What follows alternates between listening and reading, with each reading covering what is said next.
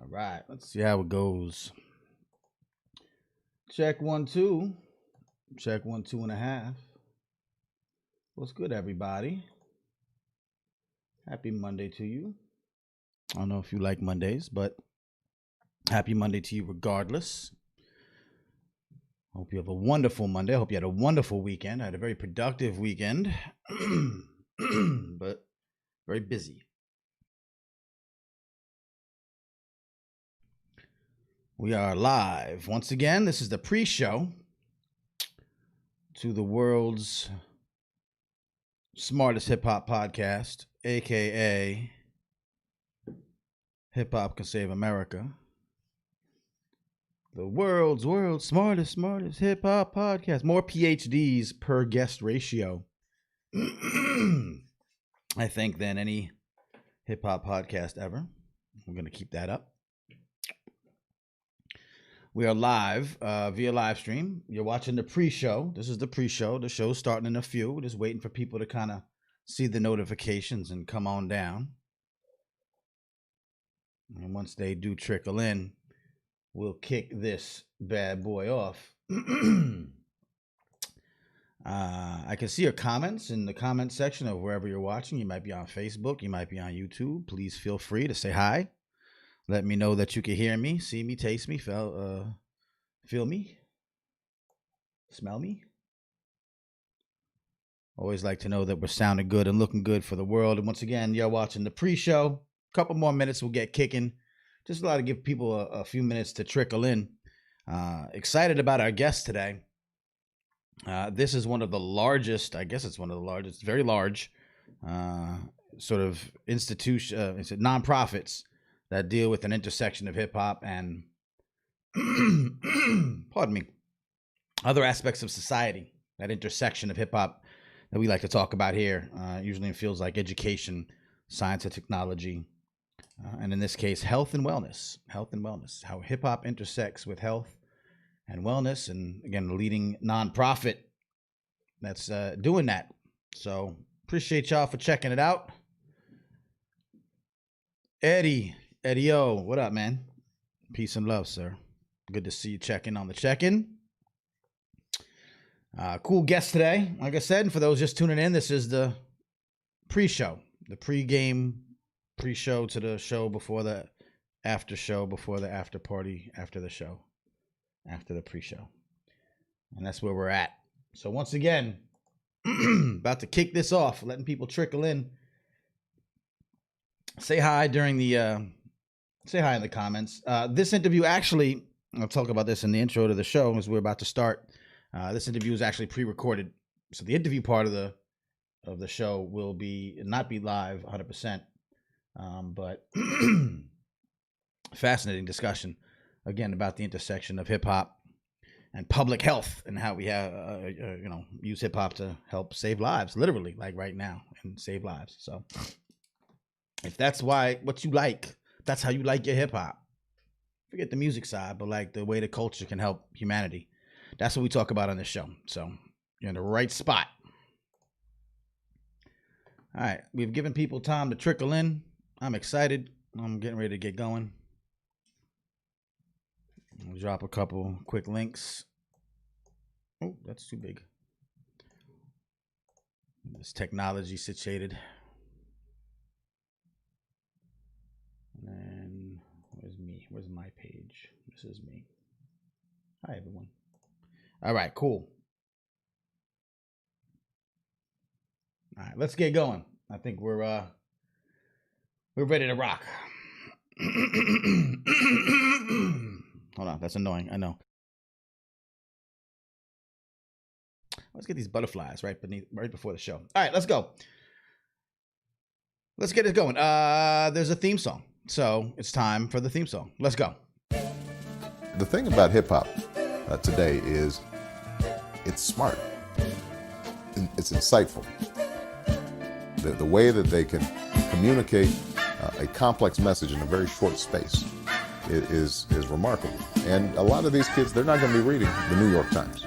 That's not how they're getting their information. My hip hop will rock and shock the nation. Hip hop culture is more than music. Peace to you and speak the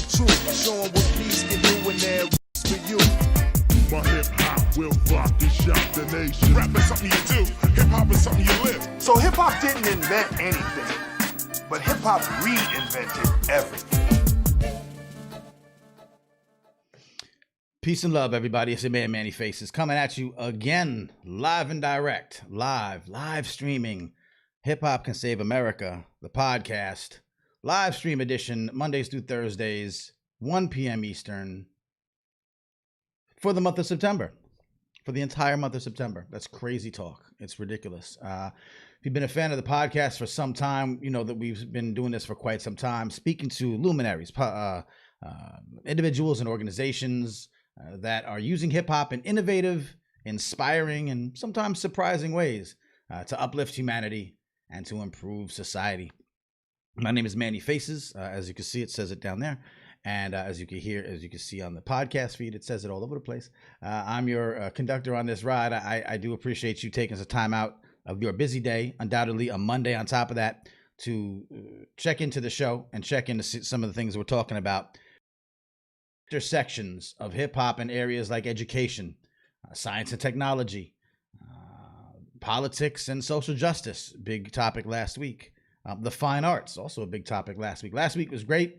Well, every week was great. This is like the 10th one we've done, something like that. So if you're just now realizing this is a thing, and pay attention, see if you like it, and then go back and binge. You can go to hiphopcansaveamerica.com/live and find out all the ways that we're broadcasting. And of course, just hiphopcansaveamerica.com will have all the recaps and the embeds, and you could watch and listen. This is also released as a podcast, so if you're a podcast fan, and I encourage you to do this, subscribe to the podcast using your favorite podcast or audio streaming app, whether it's Spotify or Apple Podcasts or whatever. And we'll be doing this for the rest of the month. Got some great guests lined up for the rest of this week. Really good conversations coming up. Again, the intersection of hip hop in these different areas in ways that can uplift humanity and improve society. So I'm not gonna waste too much time. You guys have figured it out by now what I'm doing, so we'll keep it moving this time. Because of scheduling, this interview isn't actually live, so you can still comment. By the way, I can see your comments, and hello, everyone. Shouts to Eddie, shouts to Natalie Crew, shouts to everyone on the check-in so far. Please say hi. I'd love to see you commenting and letting me know that this is working and this is sounding and clear and looking good and all those things. Of course, share this, please. Share. Take a moment, just share this with your feed. So I promise you it's worthy and you won't be embarrassed. That being said, one of the things I sit in this weird place of journalist and activist, I guess, advocate for hip hop. So I like to teach and kind of cheerlead for hip hop, especially this stuff that we're talking about, the intersectionality, the use of hip hop in other ways outside of just entertainment, because I've seen so many good things and so many good examples of how it can improve lives and livelihoods and communities around the country and around the world. But for this show, we're focused domestically. Shouts to Josh Stewart. What's up, man? One of the things that I like to do, because I'm a sucker for a good argument or just, trying to build up these skills, is often I'll talk to people that are kind of removed from the hip hop ecosystem. They're not familiar with the culture. They have maybe a cursory knowledge of it through the music side or just whatever they might hear or see in mainstream media, which is not often flattering, although some of it is warranted, but not a lot. What you don't get is balance. You don't get the stories about, you do, they're in dribs and drabs. You don't get the stories of these intersections of how hip hop does help people and can help people. One of my friends who, is just not a hip hop head, just not that he's, living under a rock, but he's not a head. And he's a trauma surgeon, one of my good friends, my brother. I go back, almost my entire life with this cat. And we talk often about these intersections. He's kind of a tech guy, and so I talk to him about the intersection of hip-hop and technology and how I went to Hip-Hop Hacks. Shouts to Hip-Hop Hacks, this organization. It's a hip-hop hackathon where they blended, use of music and technology to kind of introduce young people into, hacking and computer programming and, sort of that tech field kind of thing. And at first that was foreign. He's like, what does that mean? A hip-hop hackathon? I know what a hackathon is, and I know what hip-hop is, so what are those two things? And so I'd explain. And that's part of what this show is for. I really hope that people share this with people that are in these fields, whether it's education or the fine arts or photography. We had Ernie Panicoli on last week.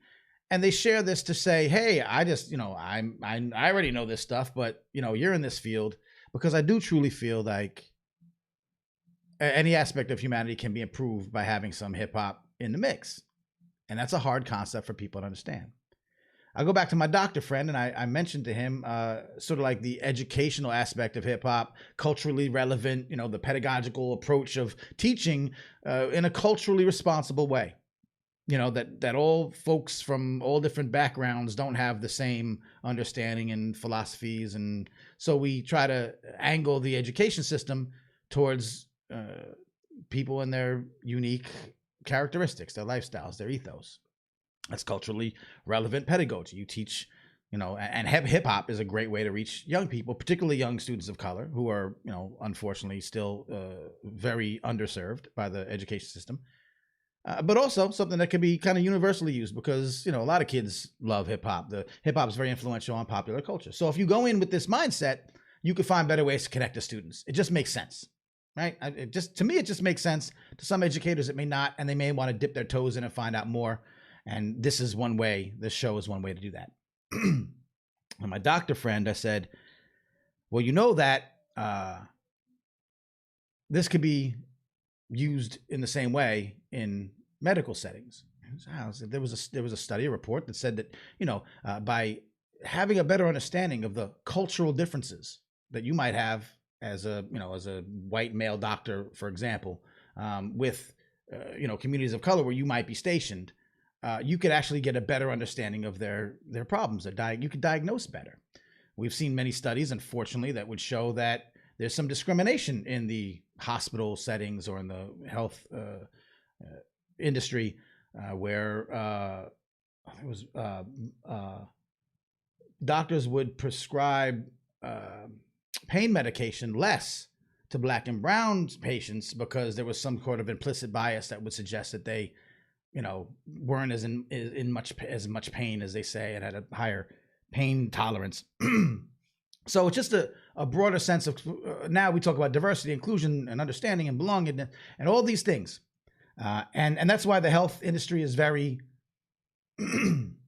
especially now during this, pandemic, how can we improve relations and how can we improve connecting to communities that aren't often, again, served properly? And that long preamble is to tell you that this organization, Hip Hop Public Health, has been doing this sort of thing for 15 years. It's a very large nonprofit organization that's dedicated toward kind of improving health equity using the arts, using hip hop in particular.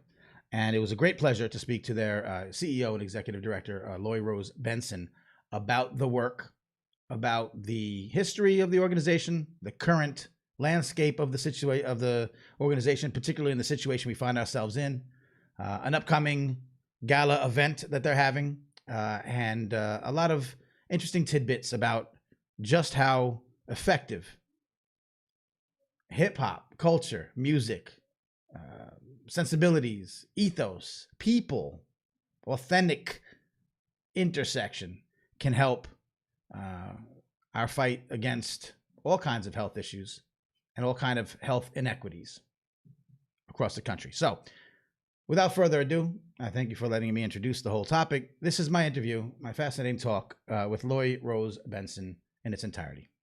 Hello, good evening. What a great pleasure to talk to you. The Hip Hop Public Health Organization has been on my list for quite some time to have a sit down with, because this show, as you probably know by now, focuses on sort of the intersection of hip hop music and culture with other areas of society, and especially with the idea that we can use hip hop to improve society and uplift humanity.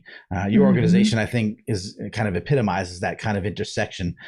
So if you could please just let people know, I don't want to read off your bio. That's very, it's very strict. If you could just please let people know who you are and how you present yourself to the world professionally as it relates to Hip Hop Public Health Organization. Sure. Well, first of all, thank you so much for having me on, Manny. This is really an honor. My name is Loy Rose Benson, and I am the executive director and CEO of Hip Hop Public Health, which is a nonprofit that was born in Harlem, New York City, about 15 years ago. And our mission is to harness the transformative power of music, art, and science to really foster positive behavior change in youth and their families. So we are rooted in social justice, in health equity, in music for change and for positivity and for community, and with young people at its center. Right. Yeah. It's funny because all of those topics are suddenly in vogue. They're all, Amazing, right? right? But yet you say Amazing. 15 years you've been doing this. You're not new to this. Well, your organization is not new to this. You come from a long history of public health work, of working in sort of in different organizations, but with the public health in mind. I like to, I say this secretly. I really hope that no hip hop people watch this show. Of course, I want hip hop people to watch this show. But what I love is that when people who are not familiar with hip hop culture and only have a very cursory knowledge of hip hop listen and find out that there are these kind of things happening beneath the surface of what their perception might be. Why hip hop? Why hip hop with public health? Why would you take a perfectly good career, Laurie, and throw it into hip hop? Why hip hop with public health? What is that connection all about? And why is it so effective and important? Well, I would tell you that I'm part of an incredible team that was founded by Dr. Olajide Williams, who is the chief of staff of neurology at Columbia University Medical Center in New York City. I've heard of that place. And a little place. And he's a full tenured professor there and an incredible implementation science researcher. And, about 20 years ago, he was really concerned, particularly, his area, it really is stroke. And he was really concerned at the time of seeing so many younger people between the ages of 20 and 50 coming into the hospital, having suffered a stroke, didn't know that they were suffering a stroke, didn't come in early enough. And he was just wondering, how do we get to these working people, many of whom, were single parents, were very busy. He was also working in Harlem Hospital at the time. This is where all this started.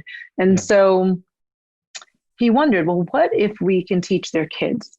What if we can teach their kids the signs and symptoms of a stroke so that they can get to the hospital early? Because if you can get to the hospital within 4 to 6 hours, there's life-altering, life-saving treatments. True indeed. Right? Yeah.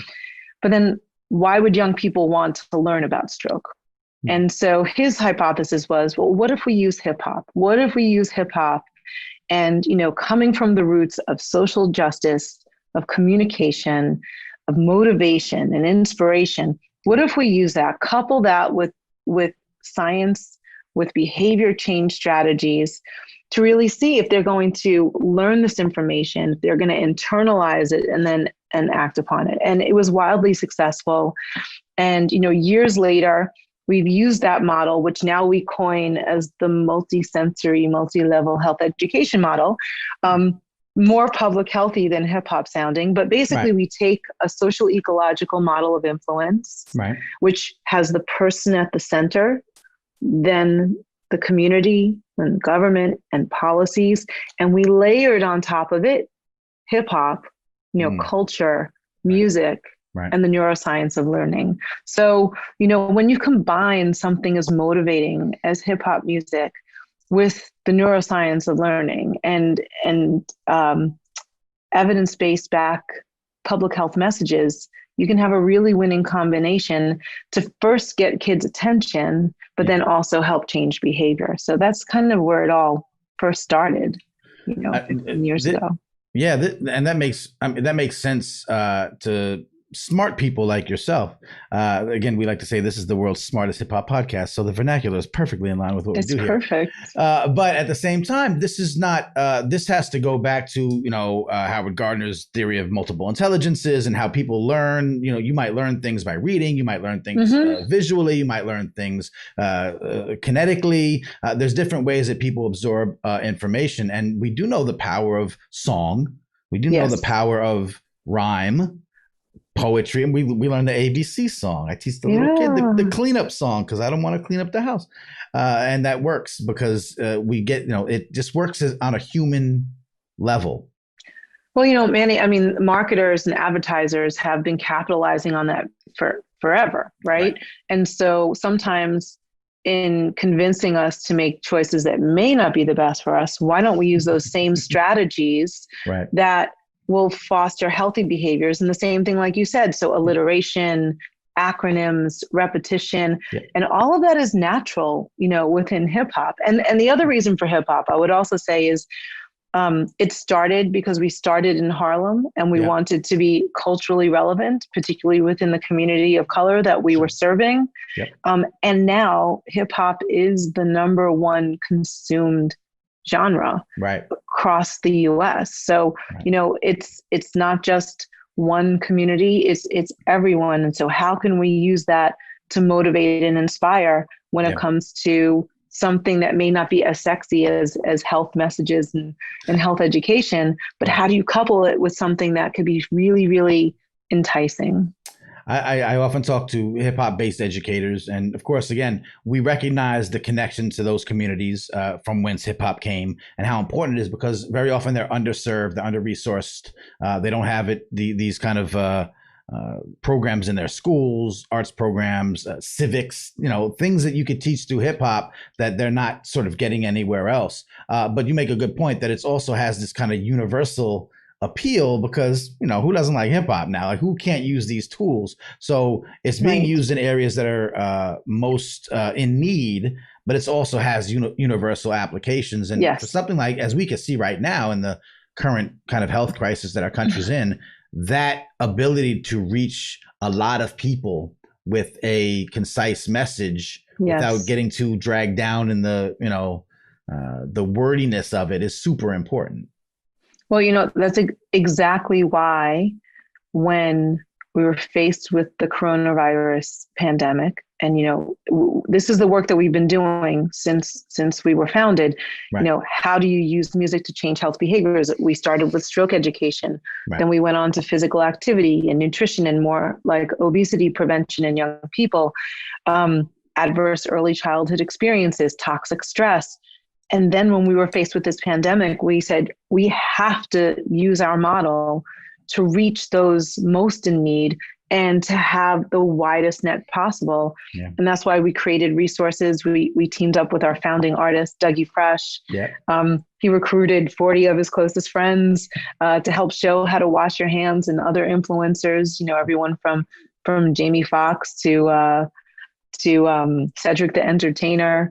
And then after we did this hand washing video, 20 seconds or more, we then did another PSA called 20 segundos o más in Espanol for our Latino communities around the world. And then we last just released on the anniversary of hip hop on August 11th, the 47th anniversary of the birth of hip hop, we launched Behind the Mask, which was actually a blend. It was a beautiful R&B track with Raheem Devon that had a hook with DMC and Dougie Fresh, really showing how to put on and take off a mask properly. And also, a message of love from our home base in New York to everyone around the world, that if you wear a mask, it's because I have your back and you have mine.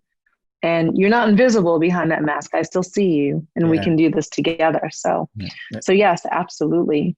It's a good message coming from the previous epicenter of the of the entire thing. These programs. So you have songs, you have music, you have messaging that's assembled, delivered. It must be nice, Dougie, to have like 40 of his closest superstar friends, to put that out there. Well, that doesn't happen every day. It doesn't happen every day. But when it does, it's, I guess, the programs, the songs, the messaging, how does that get disseminated? But besides just put it on YouTube and doing shows like this, what partnerships, what kind of, interactions or intersections do you have with schools or other institutions that might help move this along? Well, we have a longstanding partnership with schools in our home base in the New York City Department of Education. Actually, when I first met our founder, I was running the Office of School Wellness Programs for the New York City Department of Education. Got it. Small district, 1.1 million kids and 1,800 schools. I've heard of that and heard of that place. And Dr. Williams and we actually met on the radio. We met on a radio interview, and it was in 2006 or 7, and we were talking about our respective approaches on what we were doing about youth obesity in New York City. And after that interview, we said, oh, we need to know each other. How do we not know each other? But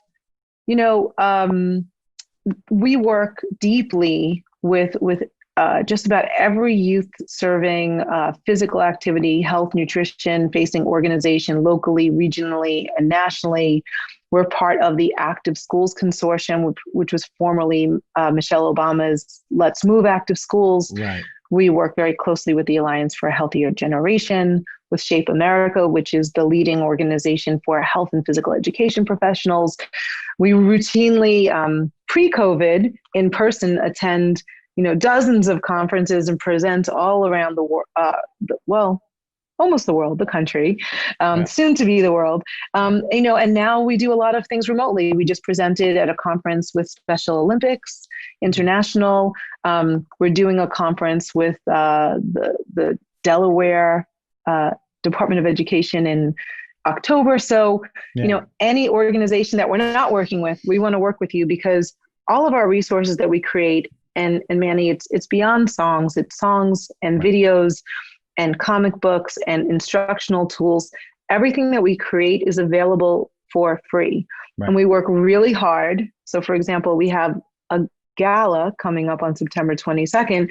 When we do events like this, and we work with our sponsors, and we go after grants so that we can take that barrier of access to, evidence-based, quality, culturally relevant materials. Yeah. So schools, any person, a young person, families, parents are the new teachers in many cases now.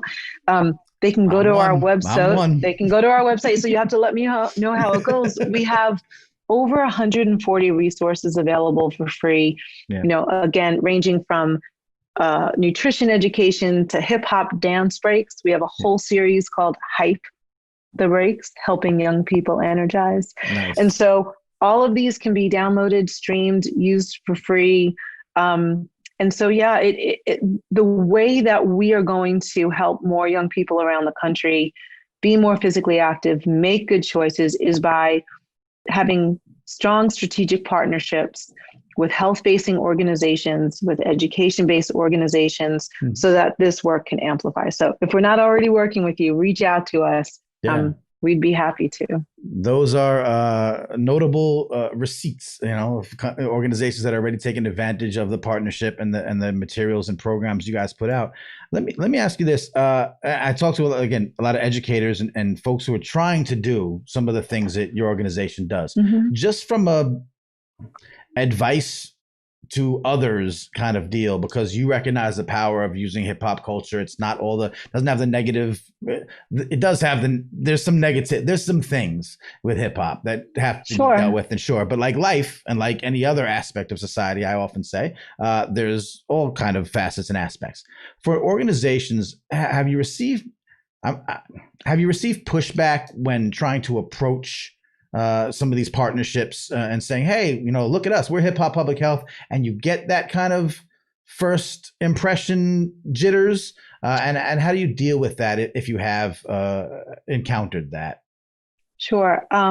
Absolutely. I would say that there are definitely organizations or people that are like, hip hop. I don't know if that's for us, or we're not necessarily hip hop adjacent. Right. And may not say that out loud, but I think, being able to have the conversation and be able to share the model, because once people, even when I first met Dr. Williams, when I was at the New York City Department of Education, what I loved about hip hop public health was that it came from an evidence-based research perspective.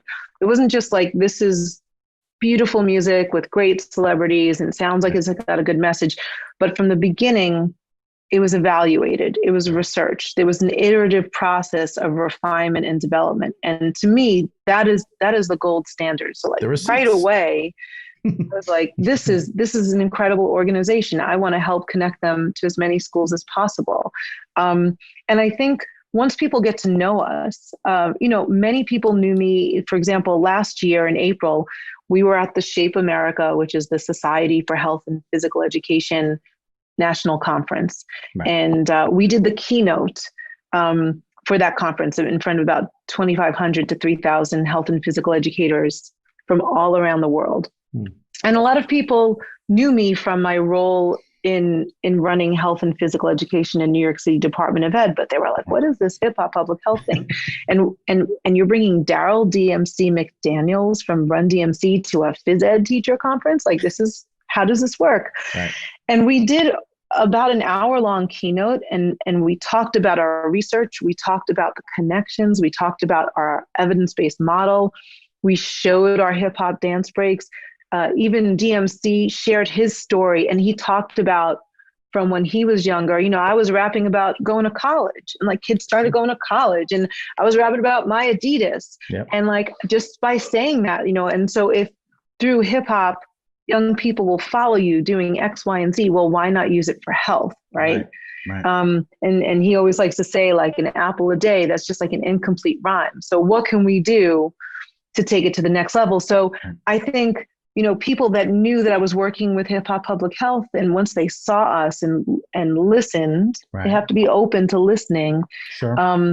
They were blown away. And I can't tell you from that one conference how many partners we started working with, because they were like, oh, I get it. And I do think, there's definitely some judgments when you hear hip hop, and I could understand why sometimes.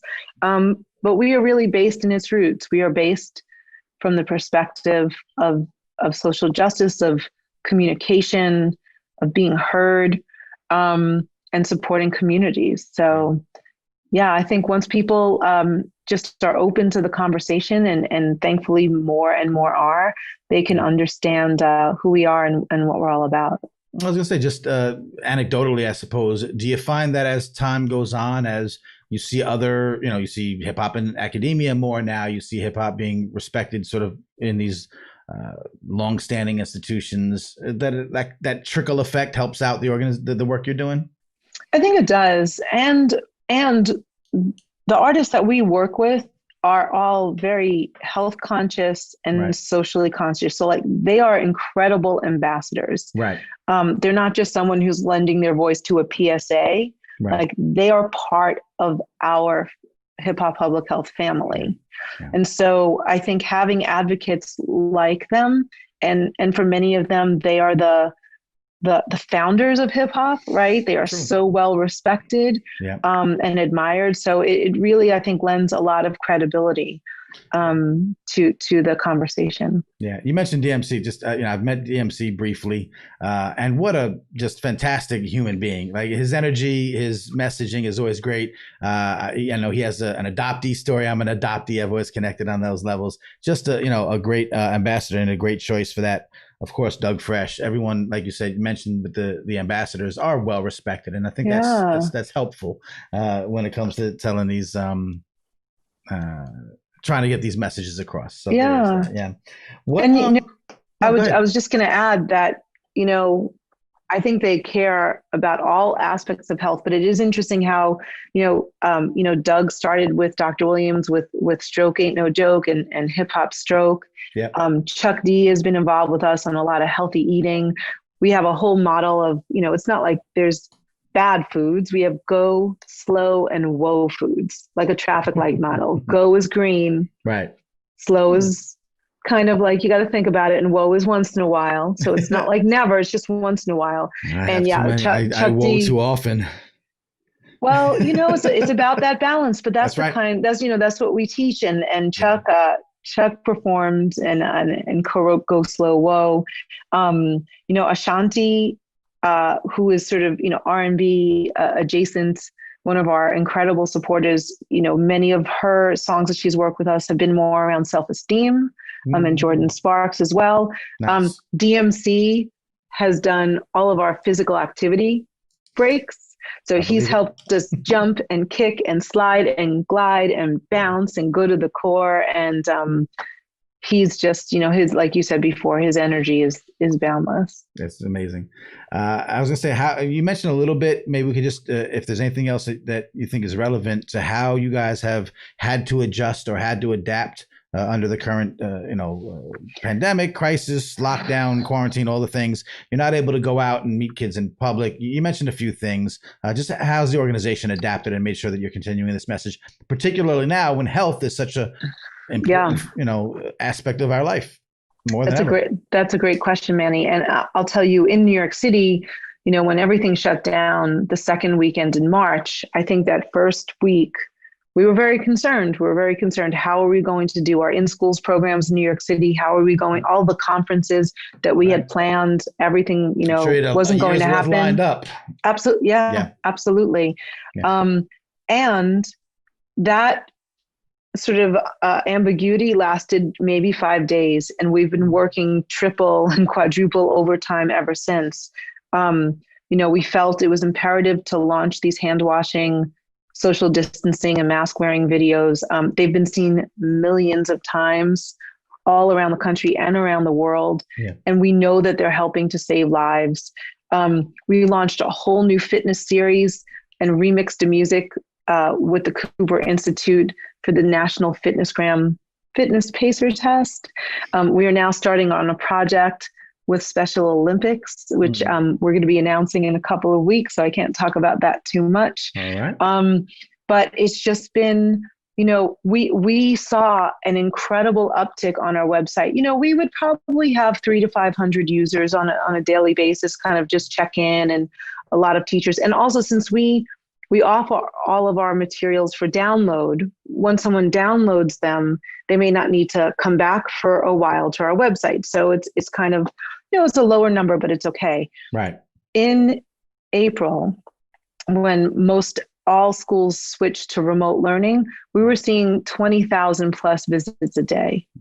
Wow. Teachers were starving for material that was innovative, that was interesting, that can be conducted over Zoom, that could be easily downloaded, that was free, but also great. And so, for example, we took our the breaks that I mentioned, the hip hop dance breaks, the hype breaks. Right. We rebranded them, and instead of calling it Hype the Breaks, we called it Hype at Home. And we didn't change anything. These are the same breaks that you could do in a classroom, right, in a gym, and we just remarketed it as Hype at Home. Right. And it was getting picked up everywhere. And I can't tell you, there are dozens and dozens of school systems around the country that reached out and said, can we put this in our learning management system? Can we put this on our local cable access system? And the answer is always yes. Yes. Right. And yes, as long as you're using it for nonprofit purposes, absolutely. So I think, understanding that we have to, make people aware of all the resources that are available to them at their fingertips. And I think also thinking about who are the other audiences we want to serve. So, for example, there are these incredible teachers that on their own took our 20 seconds or more hand washing video, and they work with students that are deaf, and they redid the entire video in sign language with all the kids doing all the parts and captioned.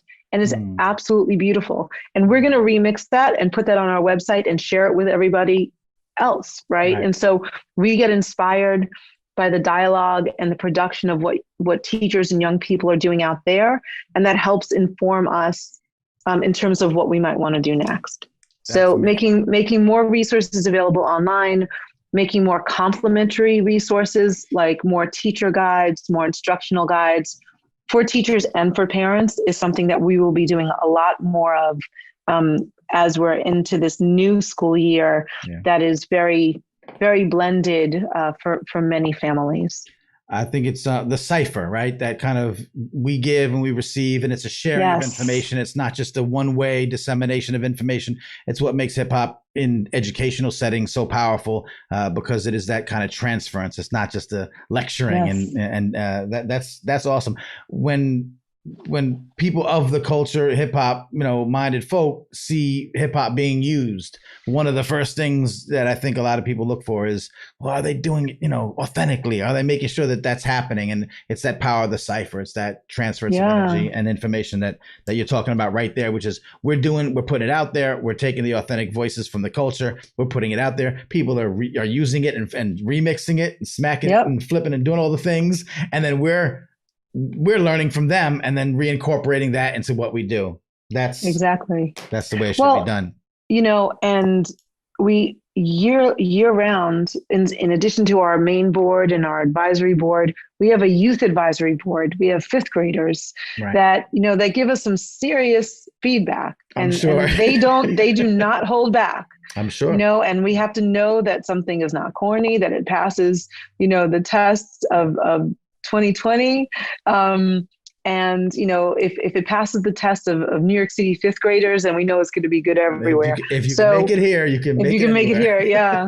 And, and the other thing, without getting too technical, our model, when you say cipher, and I think I'm going to start saying that more often, we talk about our model as having a child mediated communication process, right? Where the young person gets the knowledge, has a change in attitude and a change in behavior, and then translates that knowledge to their families and to their community. So I think it will sound a lot more fun if we call it the child cipher-centric communication model, as opposed to, child mediated. But we'll think about that. We'll think about that. All right. I won't. Well, you could use that. I'll take that back. Yeah, we'll let that. I won't charge. Yeah, because thanks, Manny. Yeah, of course. Anything for the cause. But it is though, and I love that. Also, I'm glad you mentioned that. Bringing young people in. Part of, again, some of the criticisms that people will have of organizations that are incorporating hip hop into their mix is like, well, don't just have a bunch of the elder spokesfolks, which are as important and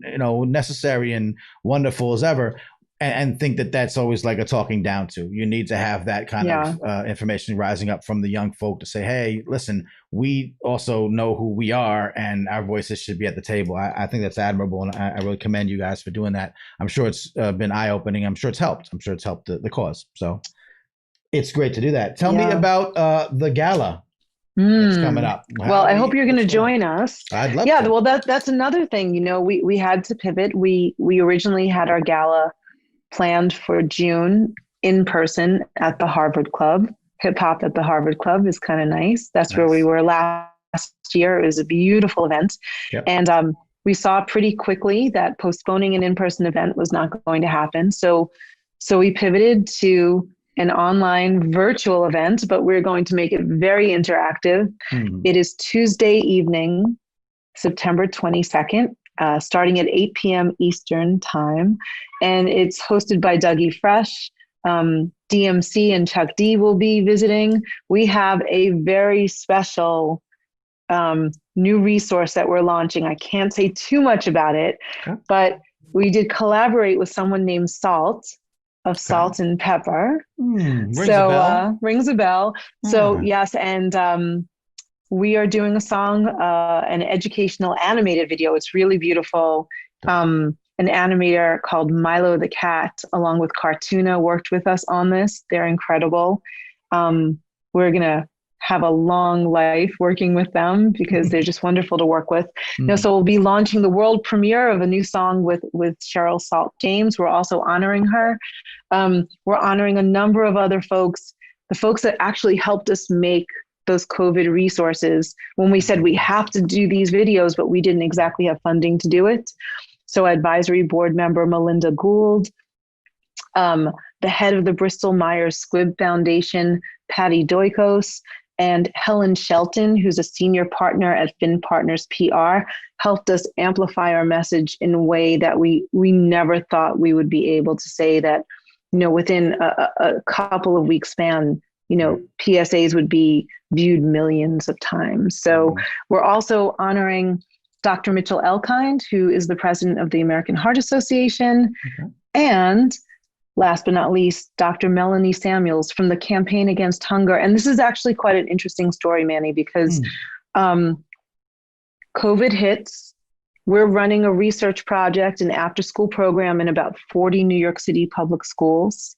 It's all about nutrition and math and calories and energy balance. Okay. And then the program goes remote because schools are closed.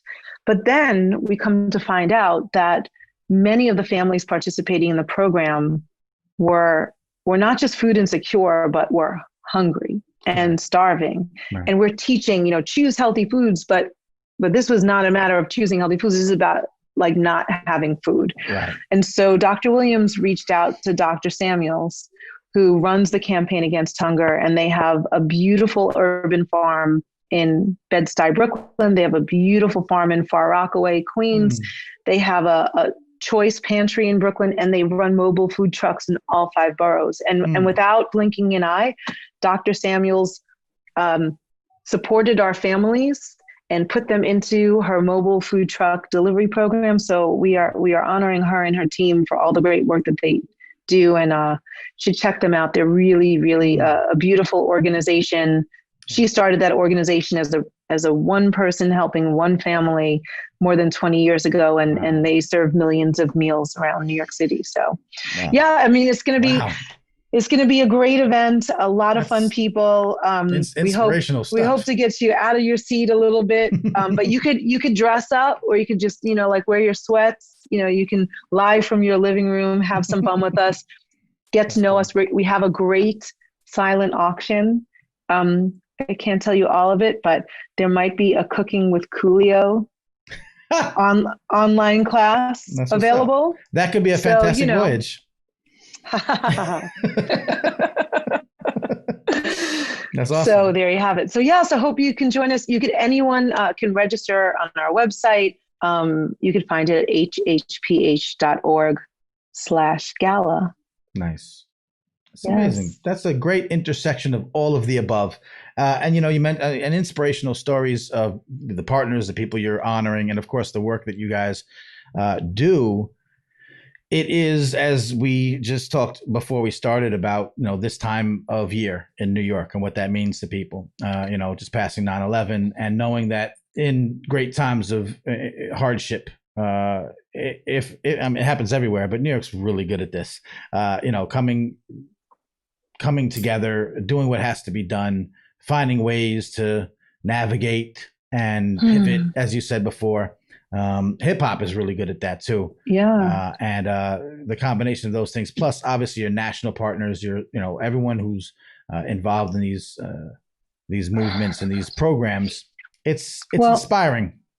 Thank you so much. Thank you. That really means a lot. And there's actually one other thing that I wanted to mention in relation to our gala, but also in relation to this moment. Yeah. And so while, of course, we're focusing on this moment as a health crisis pandemic, we also feel strongly of another pandemic, the second pandemic of social injustice. We believe strongly that racism is a public health issue. Absolutely.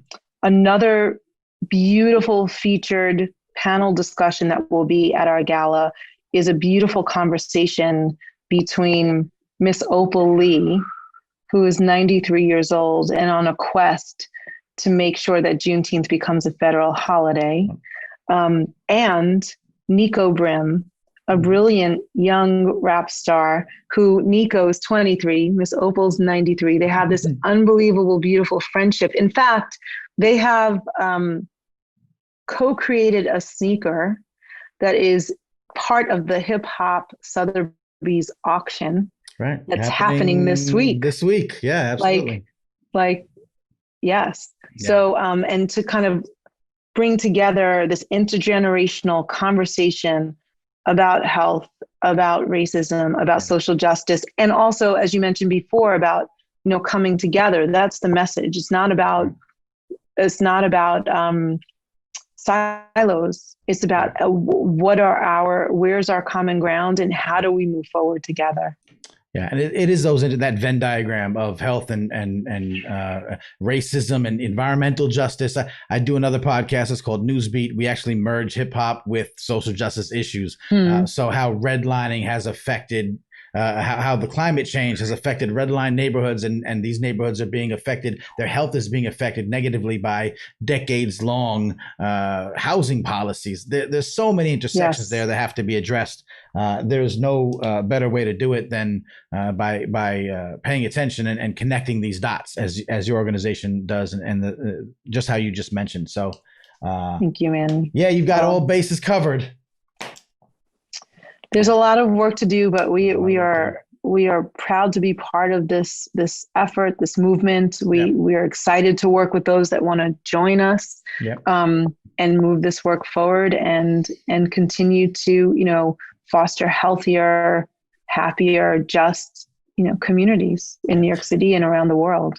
Absolutely. I'll let you go. I'm going to ask you the one question. You've we've danced around this all night. We've mentioned this examples or proof of concept for this all night. But if you maybe just have one last parting words, if you could.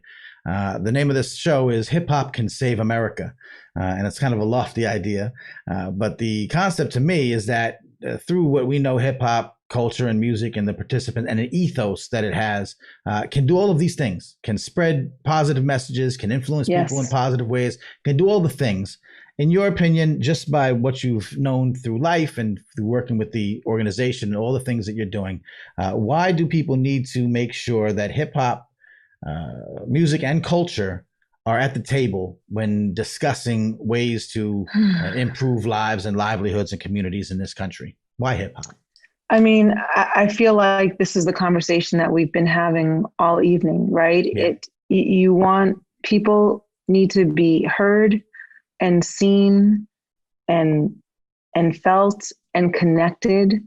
And, I was talking with Nico Brim earlier today, and he said, like hip hop, this is the language of our people. Yeah. Right. And so, it